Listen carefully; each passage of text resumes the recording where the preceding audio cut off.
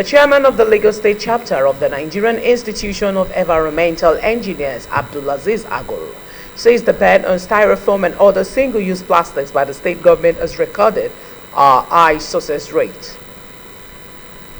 Speaking with MITV News on Saturday in Lagos on the success since the state government announced the ban in January 2024, Engineer Agoro said the government took the right step in the right direction and said the success rate falls not only on the government but on the resident of Lagos for trusting the government on taking the right measure and approach on the single-use plastic, which have become a danger not only to the environment in which mankind carries out daily activities but also marine lives.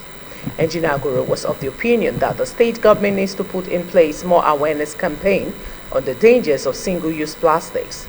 He said some businesses had been affected with the ban single-use plastics but called for the ban to be implemented in phases.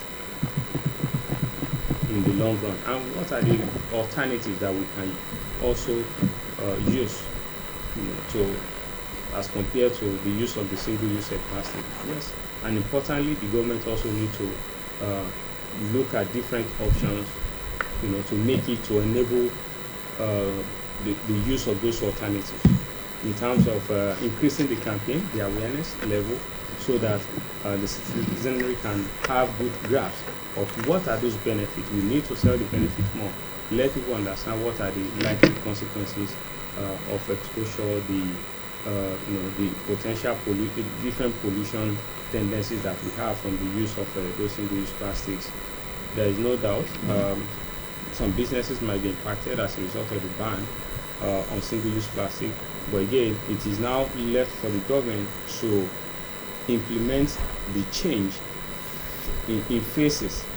Implement the change in phases and apply if there are ways by which the government can even enable increasing the water, making water available, quality water, available for people at their streets. Growing up, we used to have all this tap water at our streets without having issues. Well, we all know we don't have those tap water running